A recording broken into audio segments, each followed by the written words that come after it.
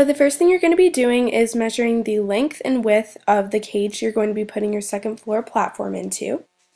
Then you're just going to plan out all the measurements for the parts that you're going to need to build the second floor. I included a platform, legs, and edges. My platform was 30 inches wide by 55 inches long. The legs were 30 inches tall and the edges were the same as the length and width of the cage. Okay, so I'm just going to show you quickly the basic design of the upper level of the rabbit's cage. So we're basically looking at a table because the piece that we had, the measurements were 30 inches by 55 inches. And the only piece that we had big enough for that was too heavy to be supported by just some support beams inside of the grids. So we had to make basically a table that would go inside of the cage. So we added some legs, and then we also added edges to every end of this table so that the legs could be nailed to those edges.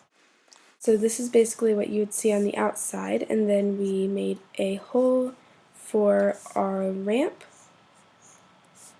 And some of the measurements that I wanted for the legs, I think I said that I wanted them around 30 inches. I think I wanted them a little bit shorter than that, but we ended up with 19 inches because we did not want the ramp to be too hard for him to climb down.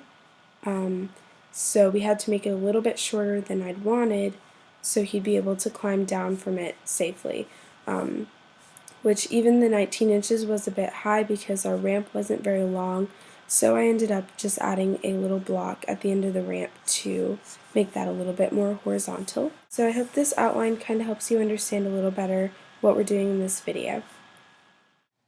So now my dad is just cutting out the part that we're going to use for the leg, and he's nailing the two pieces together at a 90-degree angle and cutting them out to 19 inches long. And this is what each leg should look like when you're done, and you should have 4 of those.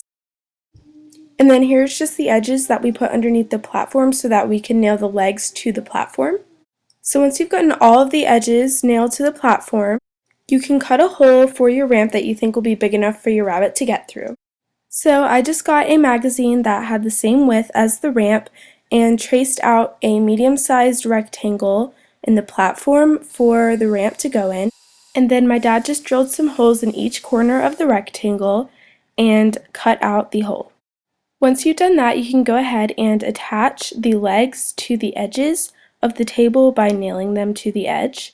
Then you're just going to take your hinges and put these screws into the ramp and go ahead and screw that to the rest of the platform, and you're done with the table.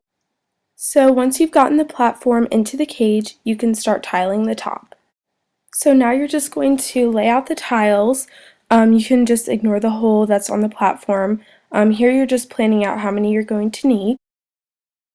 Now you're just going to test out how many full tiles you can fit on the platform, and once you've done that, you can go ahead and peel back the paper and press the tiles down to the wood. Then you're just going to take your scissors and cut out the rest of the tiles so that they fit the smaller portions of the platform. You want the tiles to cover the whole table when you're finished. Then you're just going to take your fleece and you can cut out a hole for the ramp, or you can just fold the fleece and use several pieces of fleece around the ramp, whichever works best for you. Then you can just go ahead and set everything back into the cage just the way you want it. And then, of course, you can put your happy little bunny into his new home.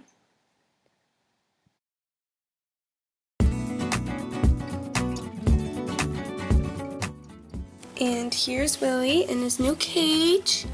He's just kind of figuring it out. Sorry about the bad lighting here. This is the lower level, so it's kind of dark. But this is more of his sleeping and play area. So we have his little, you can't see very well, but we have his little cardboard mat. We have his hidey house, his ball's in here somewhere. And, oh, there it is.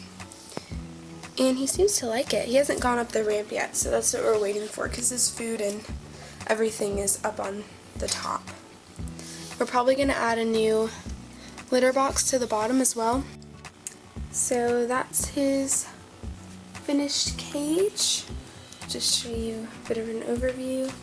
It's a bit taller than we expected the cage part to be, but eventually we'll make the legs taller on that. So I hope this helped, and we'll see you in the next video. Thanks, guys. Bye!